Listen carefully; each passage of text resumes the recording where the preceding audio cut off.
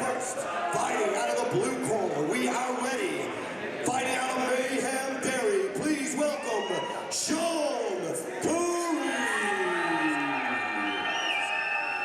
And now, ladies and gentlemen, ready to make his way to the ring, fighting out of the red corner, representing Academy 1, please welcome Jack Murphy. Muay Thai, because the rounds are so short and tight, you don't have the traditional build slow to a fast round. You can see they're not relaxed. They're toe tapping, but they're going to get straight into it. Sean Currie representing Mayhem Derry in the blue gloves, taking on Jack Murphy representing Academy 1 in the red gloves. Both men opening up heavy with kicks right from the get-go.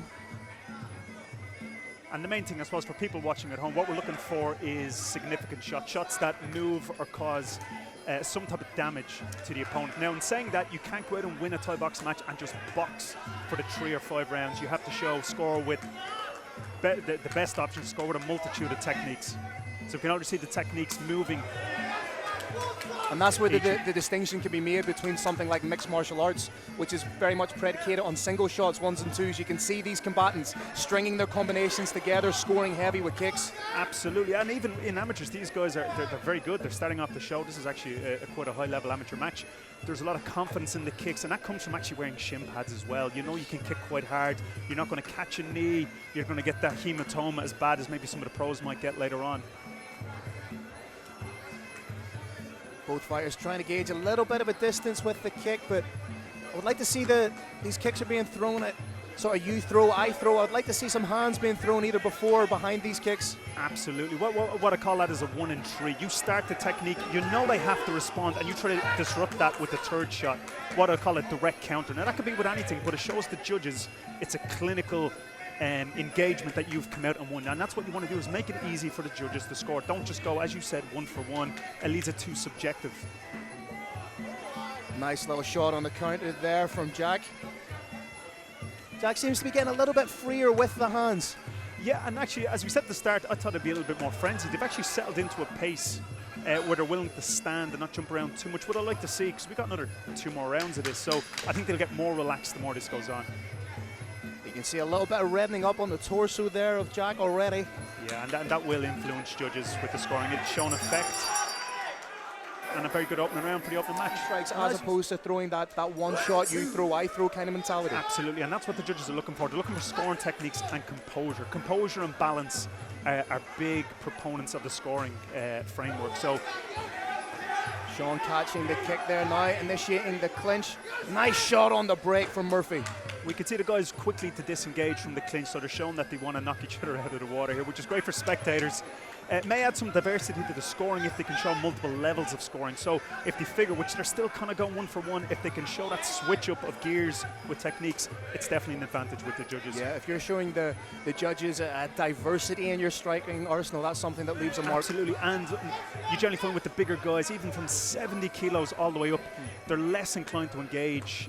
You find very few big guys want to get in. They just muscle up and they clamp down when they get in. Like this isn't actually too bad. They're maneuvering, and the ref is willing to let it go. So we have obviously a very experienced referee here, Lar, willing to keep the flow. Nice shots by Currie to initiate that clinch, to get into that clinching range. The guys are showing quite a very good fight IQ, I have to say, again, for an opening bout.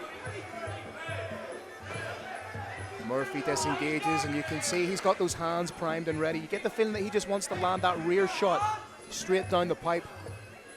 And I suppose it's the one thing you can differentiate tonight. When it gets from amateur and we move up to pro, we find that at amateur level, when the guys or girls decide to throw in a fight, they go. It's always go, no go. There's no faking. There's not no faking, and that's the trade craft we're going to see tonight as it goes on. Hopefully, we'll see that misdirection, setting up a shot, feigning shots. Whereas this, great to watch. There's a lot of damage on both ends.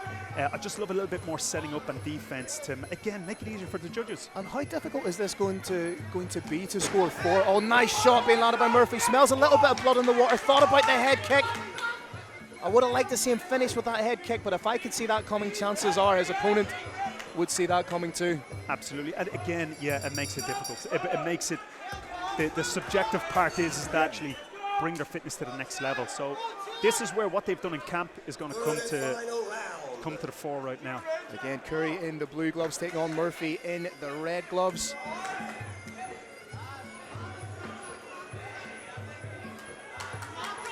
And that shot to the midsection for Currie has been money every time. A cumulative damage if you look at the confluence of the fight through the first and second rounds.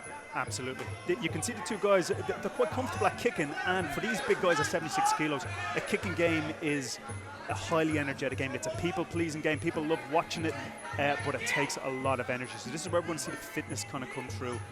Both are happy to kick and catch. I would like to see both of them get a little bit quicker at catching the leg. They know what the other person's going to come back with. Nice straight shot from Currie there. Another one landed. Fatigue could be a little bit of an issue creeping in at this third round stage. Another big shot from Currie. 3 big straight rights in a row.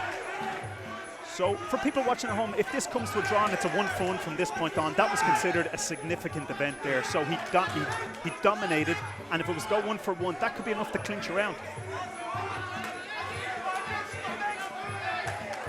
Again, both fighters exchanging heavy kicks, but in the third round, those 3 big straight shots from Currie seem to be the most definitive action thus far in the round.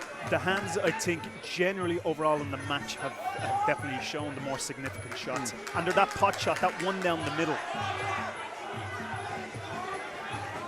Big deep breath there from Murphy. Ooh, I wouldn't fix that shin pad so close.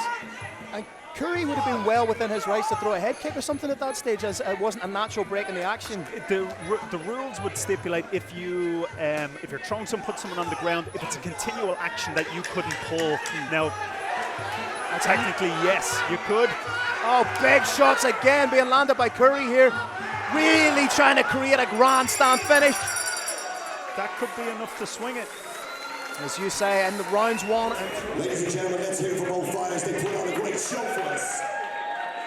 After 3 great rounds, we go to judges' scorecards. All the judges scored the bout in favor